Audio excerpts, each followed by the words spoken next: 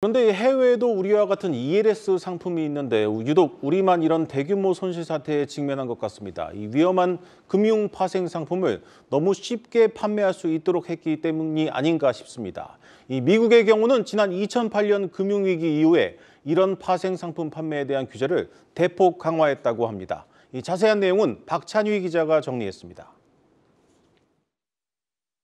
ELS는 해외에선 구조화 금융 또는 오토콜형 금융으로 불립니다. 정해진 평가일에 기초자산 가격이 일정 수준을 달성하면 자동으로 상환되는 금융상품으로 국내 ELS와 수익 구조가 유사하지만 일반 고객들의 관심도 측면에선 국내에 비해 크게 떨어집니다. 지난 2008년 리먼 브라더스 사태로 촉발된 글로벌 금융위기 이후 미국과 유럽 등 금융 선진국들이 구조화 금융상품에 대한 규제를 대폭 강화했기 때문입니다. 미국 금융당국은 증권사나 은행 등 판매처로 하여금 구조화 금융상품에 투자하는 투자자들에게 원금 전액 또는 50% 이상이 손실날 수 있음을 반드시 고지하도록 했습니다.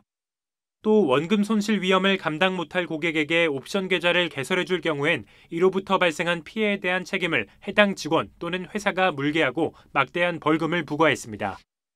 실질적으로 불안전 판매가 이루어졌다라고 판단이 되면 판매한 금융회사는 불안전 판매에 대해서 무거운 책임을 지게 되죠. 조 단위의 과징금이 부과됐던 그런 사례들도 있거든요. 그래서 과징금 부과 수준은 우리나라보다는 확실히 굉장히 무겁다고 볼 수 있습니다.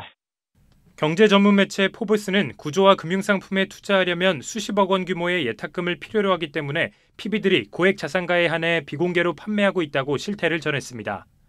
한편 유럽 국가들은 공인기관에서 구조화 금융상품의 위험 등급을 매긴 뒤 증권거래소에 상장시켜 거래하는 방식을 도입하는 등 투자자들의 손실 위험을 최소화했습니다.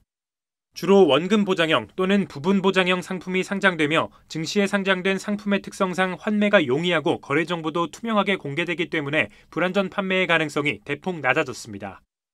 현재 유럽 주요국 증권거래소에는 200만 개 이상의 구조화 금융상품이 상장돼 있지만 우리나라의 홍콩 ELS 사태 같은 대규모 손실 사태는 발생하지 않고 있습니다. 한국경제TV 박찬유입니다.